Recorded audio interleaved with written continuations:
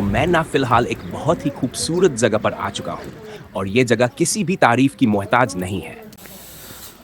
तो जी हाँ दोस्तों, ये है कल्पा, एक ऐसा विलेज जो अपनी खूबसूरती के लिए पूरी दुनिया में जाना जाता है।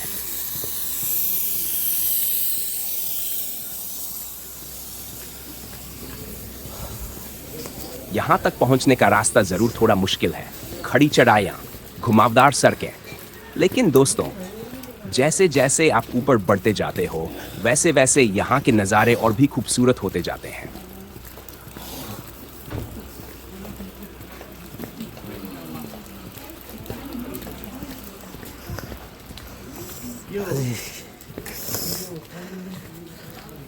हिमालय की ऊंची ऊंची पहाड़ियों के बीच बसा ये छोटा सा गांव पहली नजर में ही दिल जीत लेता है। चारों तरफ फैली हिमालय की विशाल पहाड़ियां, ठंडी ठंडी हवाएं और दूर दूर तक फैले खूबसूरत एप्पल के बाग। सच बताऊं, ऐसा लग रहा है जैसे मैं किसी पोस्ट कार्ड वाली दुनिया में आ गया हूं। यहाँ के रास्तों की अपनी ही अलग खूबसूरती है।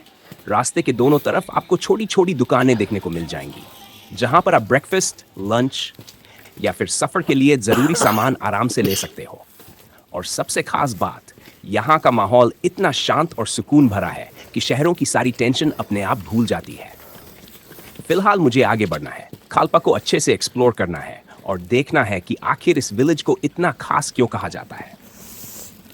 तो चलिए दोस्तों, आज की इस खूबसूरत जर्नी की शुरुआत करते हैं।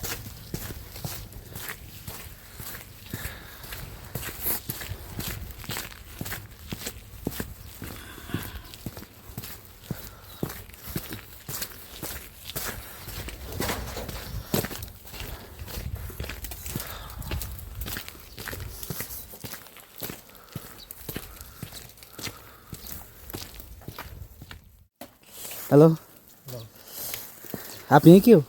नहीं, मैं तो बाहर से। अच्छा, बाहर से। हाँ। ऐसी बर्फीली ठंड और -डिग्री टेम्परेचर में जहां ठंड इंसान को पूरी तरह जमा देती है, वहां पर ये लकड़ियां लोगों के लिए किसी जिंदगी से कम नहीं होती। फिलहाल यहाँ पर सर्दियों के लिए लकड़ियां काटी जा रही है। हेलो जी, क्या सर्वे? हो गया। आप कहाँ से हो? अच्छा जी। क्या घूमने आए? हाँ जी, झूले। यहाँ पे नमस्ते बोलते हैं। नमस्ते बोलते, झूले बोलते अपर से। अच्छा अच्छा, और नाको साइड। नाको से।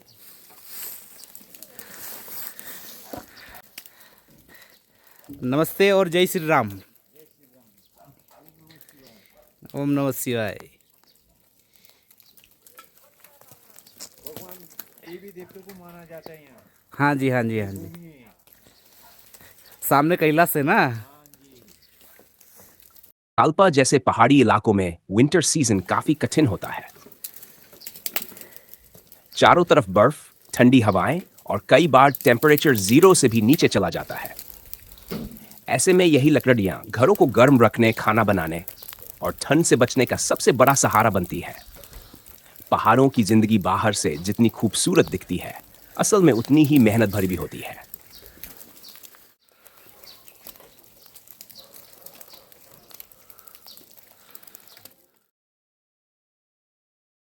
फिलहाल मैं कल्पा विलेज की छोटी छोटी गलियों से गुजर रहा हूं और सच बताऊं, यहां का हर रास्ता किसी मूवी सीन से कम नहीं लग रहा।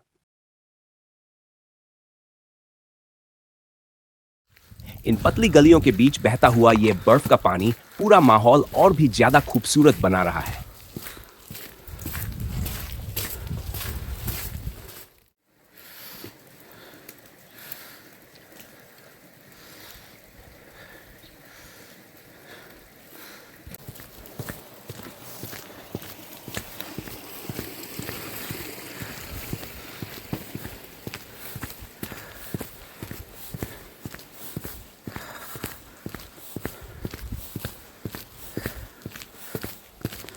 दरअसल दोस्तों, कल रात यहाँ काफी जबरदस्त स्नोफॉल हुई थी और उसी की वजह से आज पूरा कल्पा एक व्हाइट पैराडाइज जैसा दिखाई दे रहा है। चारों तरफ बर्फ की सफेद चादर, ठंडी हवाएं और पहाड़ों के बीच ये शांत गांव, सच में ये जगह दिल को एक अलग ही सुकून देती है। अगर काल्पा की बात करें तो आज यहाँ दूर दूर से लोग सिर्फ इसकी खूबसूरती देखने आते हैं, और यही वजह है कि अब धीरे धीरे काल्पा पूरी दुनिया में फेमस होता जा रहा है।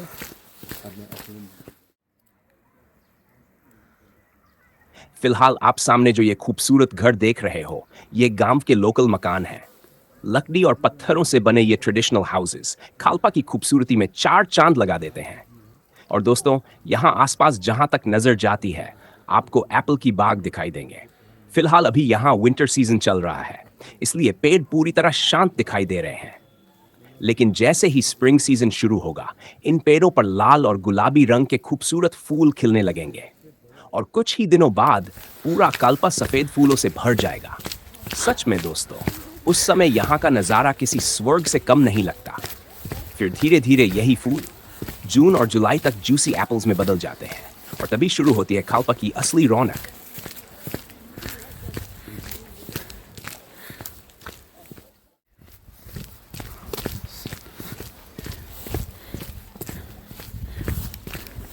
कुछ वक्त पहले तक यहाँ हल्की हल्की स्नोफॉल हो रही थी, और दोस्तों सच बताऊं, गिरती हुई बर्फ के बीच काल्पा की खूबसूरती और भी ज्यादा बढ़ जाती है।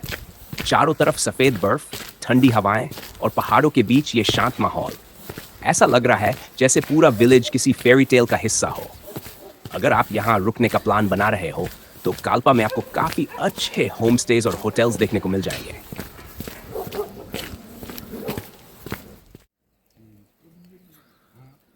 जहां से आप सीधे हिमालय की खूबसूरत पहाड़ियों का व्यू एंजॉय कर सकते हो।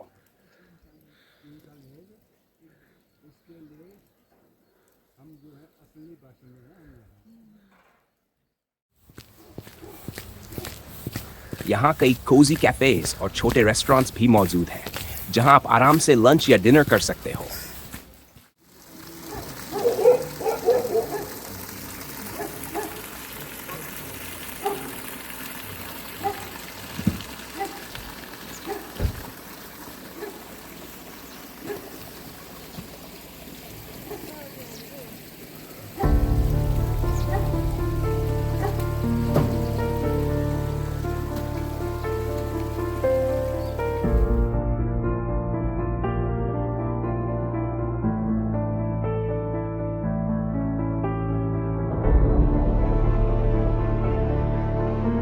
और दोस्तों, यहाँ सामने आपको विशाल कैलाश और किन्नौर कैलाश की खूबसूरत पहाड़ियां भी साफ नजर आती हैं। बर्फ से ढकी ये ऊंची ऊंची चोटियां काल्पा की खूबसूरती को और भी ज्यादा खास बना देती हैं।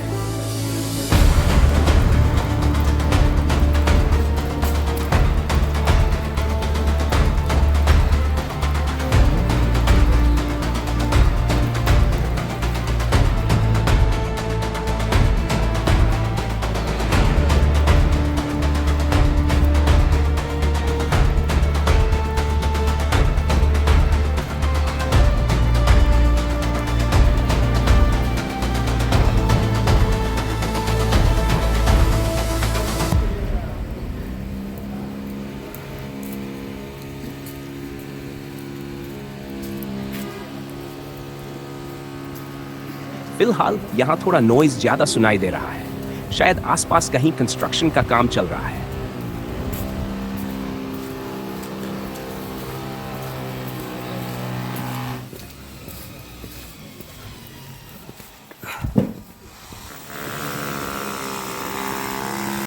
फिलहाल अब मैं इस रास्ते पर आगे बढ़ रहा हूं, और यह रास्ता हमें ले जाएगा काल्पा की फेमस मोनेस्ट्री की ओर, जो कि इस विलेज की सबसे शांत और खूबसूरत जगहों में से एक मानी जाती है।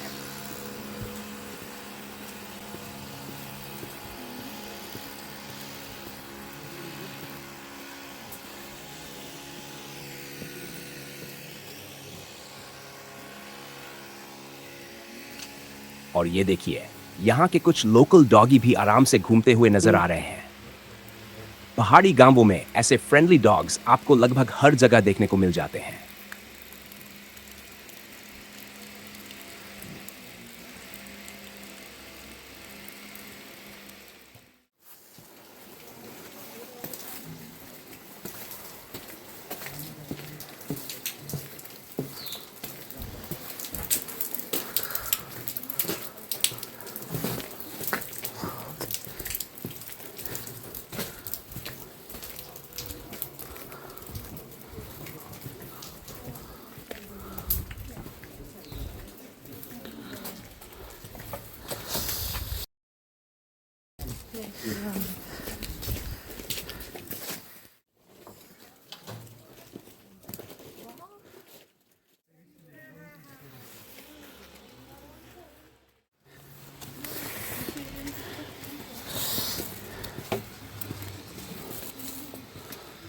तो दोस्तों, फिलहाल यहाँ घरों की छतों से जमा हुई बर्फ को हटाया जा रहा है, क्योंकि लगातार स्नोफॉल होने की वजह से छतों पर काफी ज्यादा बर्फ जमा हो जाती है और पहाड़ों में रहने वाले लोगों के लिए यह रोजमर्रा की जिंदगी का एक हिस्सा है। यहाँ की जिंदगी जितनी खूबसूरत है उतनी ही मेहनत भरी भी है। और आखिरकार मैं पहुंच चुका हूं काल्पा की फेमस मोनेस्ट्री में। पहाड़ों के बीच बनी ये मोनेस्ट्री दूर से ही बेहद शांत और खूबसूरत दिखाई देती है। चारों तरफ बर्फ से ढकी पहाड़ियां, ठंडी हवाएं और बीच में ये रंग बिरंगी मोनेस्ट्री। सच में दोस्तों, ये जगह किसी स्पिरिचुअल वर्ल्ड जैसी फील देती है। काल्पा की ये मोनेस्ट्री सिर्फ एक धार्मिक जगह नहीं है, बल्कि यहाँ आने वाले लोगों के लिए सुकून और शांति का एक एहसास है।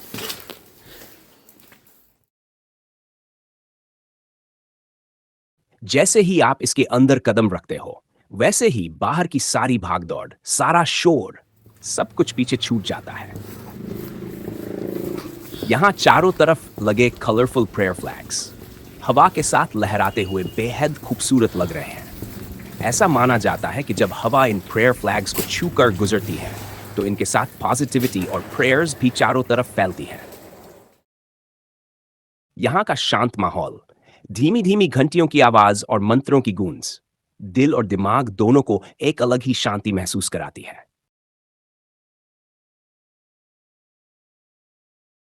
हिमालय की पहाड़ियों में बनी मोनेस्ट्री सिर्फ टूरिस्ट प्लेसेस नहीं होती। इनके साथ यहाँ की संस्कृति, इतिहास और लोगों की आस्था जुड़ी होती है। और शायद यही वजह है कि यहाँ आने के बाद इंसान खुद को नेचर और स्पिरिचुअलिटी के काफी करीब महसूस करता है।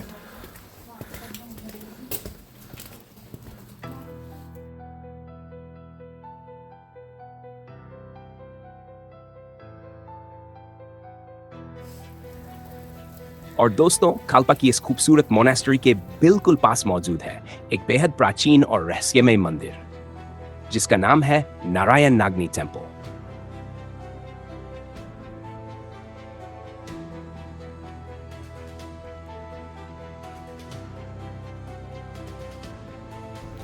पहाड़ों के बीच बना यह मंदिर पहली नजर में ही अपनी ट्रेडिशनल आर्किटेक्चर की वजह से ध्यान खींच लेता है।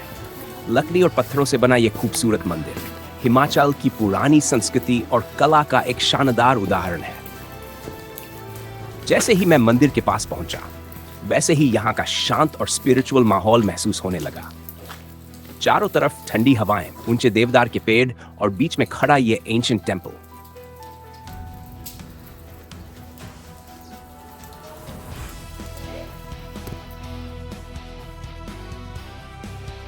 सच में दोस्तों, ऐसा लग रहा है जैसे मैं किसी पुराने हिमालयी इतिहास के बीच आ गया हूं।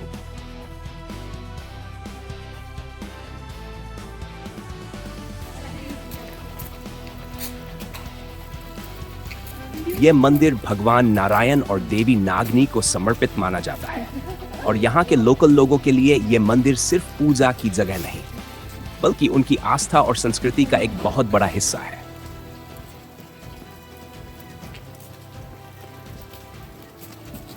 दोस्तों, अगर आप दिस टेम्पल को ध्यान से देखोगे तो इसकी लकड़ी पर की गई बारीक नक्काशी आपको हैरान कर देगी। दरवाजों से लेकर खिड़कियों तक हर जगह ट्रेडिशनल हिमाचली आर्ट दिखाई देती है और यही चीज इस टेम्पल को इतना खास बनाती है।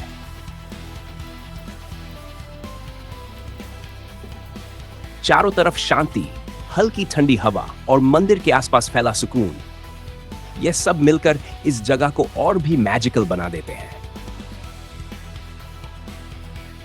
मंदिर के आसपास से दिखाई देने वाला हिमालयन व्यू भी बेहद शानदार है। दूर दूर तक फैली पहाड़ियां, बर्फ से ढकी चोटियां और नीचे बसा खूबसूरत काल्पा विलेज। सच में दोस्तों, ये नज़ारा आंखों और दिल दोनों को सुकून दे देता है।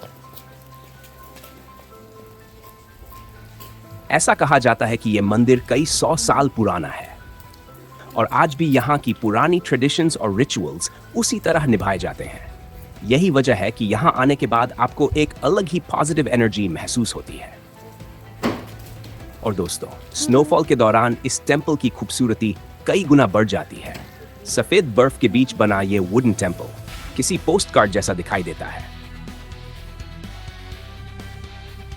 अगर आप कभी खालपा आओ तो इस एंशियंट टेम्पल को जरूर विजिट करना, क्योंकि ये सिर्फ एक मंदिर नहीं बल्कि हिमालय की संस्कृति, इतिहास और आस्था की खूबसूरत पहचान है।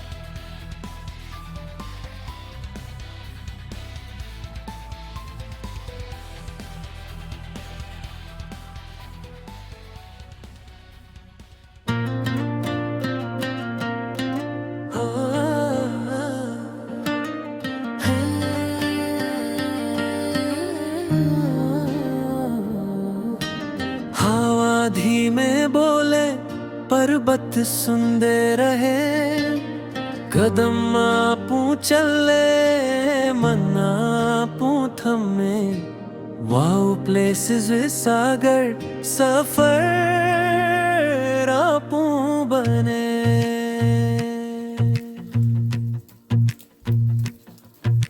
सुभरी ठंडी सांस पत्थरारी छुप, आख्या दिख दी दूर मन होई गुप। ना शब्दारी जरूरत ना आवाज़ां शोर, इठे आके सागर आपू सोई जोर। हे हो हे रास्ता देवा जू लगे, चलदा रहा डर क्यों पले। हे नाम ठाम छूटे सफरा माझा सागर जूटे।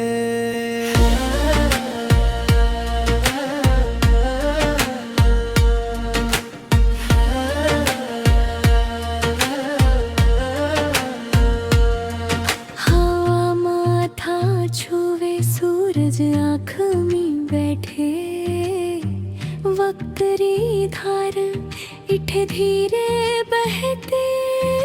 ना कल री चिंता ना नाजरी होड़, पर्वत सिखावे जीना री जोड़। हो सुन पर्वत बोलदा, शोर न कर मन खोलदा। चल जहाँ सांस सच्ची उथे रुक, उथे बच्ची।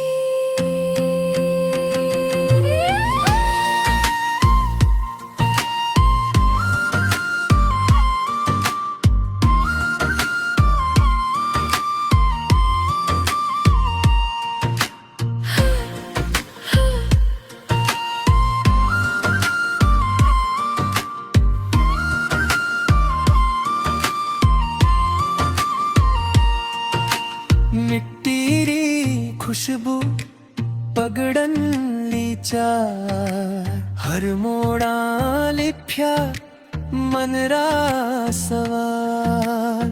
उत्तर ना खोज बस चलदा जा, वो प्लेस विच सागर समा। हे